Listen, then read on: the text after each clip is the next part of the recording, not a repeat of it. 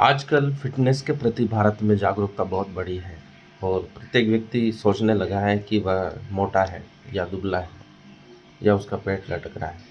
लेकिन प्राचीन मूर्तियों को हम देखेंगे तो भगवान के भी पेट थोड़े से लटके हुए हैं, क्योंकि वो एक विशेष योग विद्या का पालन करते थे जिसमें गहरी सांस लेना होता था, मतलब पेट से सांस लेना होता था। और पेट से सांस लेने का मुख्य विज्ञान यह है कि आप गहरी सांस लेते हैं, अर्थात सांस को पेट तक आने देते हैं, तो आप गहन शांति का अनुभव करते हैं। उससे कुंडली जागरण भी होता है, लेकिन कई बीमारियों का नाश भी होता है। पूरी ऑक्सीजन शरीर में जाती है और हम स्वस्थ होने लगते हैं। मिस्र की देवताओं की मूर्तियों को भी देखे हैं तो उसमें पेट थोड़े से लटके हुए हैं, तो एक नेचुरल प्रोसेस है। वह मोटे नहीं है लेकिन पेट लटके हुए हैं, क्योंकि जो इंडियन वेरिएंट्स हैं, जीन्स हैं हमारे, उसमें पेट लटकना आम बात है। वो शर्म की बात नहीं है, लेकिन मोटा शरीर नहीं होना चाहिए।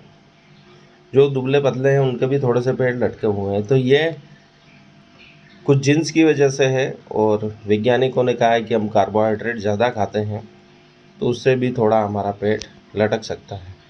तो ये खराब स्वास्थ्य की निशानी नहीं है, नहीं हम अनहेल्दी हैं। दुबले होने की होड़ में ज़्यादा कसरत, कम भोजन और फास्ट फूड खाकर हम अपने शरीर को बिगाड़ सकते हैं, बाहर के प्रोटीन खाकर बिगाड़ सकते हैं, ऐसा नहीं है।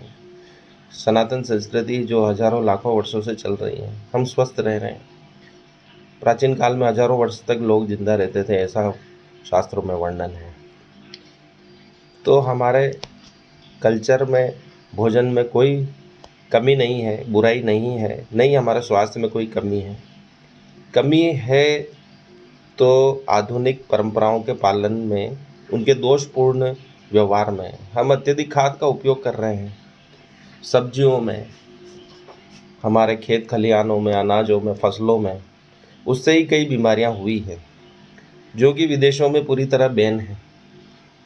हाई बीपी, शुगर, कैंसर, ये सब रासायनिक खाद का प्रभाव है और हमारी अनियमित दिनचर्या है। हम देखेंगे विदेशों में अधिकतर सीईओ लंबी छुट्टियों पे जाते हैं, महाद्वीप पे जाते हैं, पूरा आइलैंड खरीद के वहीं विश्राम करते हैं। और हम भारतीय लोग लगातार 24 घंटे काम कर रहे हैं। इससे हमारा शरीर खत्म हो रहा है, स्वास्थ्य बिगड़ रहा है।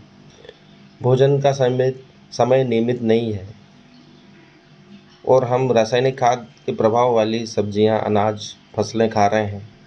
इससे ही कई बीमारियां हो रही हैं हमारे जीवन में। जब हम छोटे देख लें, अखाड़े होते थे, कसरत करते थे, घूमने जाते थे, ये सब बंद हो गया और घर पे ही कंप्यूटर पे काम करना शुरू हो गए हैं। इससे कई बीमारियां उत्पन्न हुई हैं। देशी खाद का उपयोग बढ़ाएं, हो सके तो स्वयं सब्जियां लगाएं, खेती बाड़ी स्वयं करें, अपने स्वयं के लिए अनाज उगाएं कम से कम, और देशी खाद का उपयोग कर अपने जीवन को स्वस्थ बनाने का प्रयत्न करें। तो कैंसर, बीपी, शुगर आदि गंभीर बीमारियों से, हार्ट अटैक इत्यादि से हम बच सकते हैं। प्रदूषण से मुक्त रहें। शहरीकरण जो बढ़ रहा है, गांव की तरफ लौटें, अपने गांव में खेतों पे घर बनाएं और शुद्ध ऑक्सीजन युक्त स्थानों पर रहें और अपने आप को स्वस्थ करें। ध्यान करें, योग करें, प्राणायाम करें और अपने आप को हेल्दी बनाएं।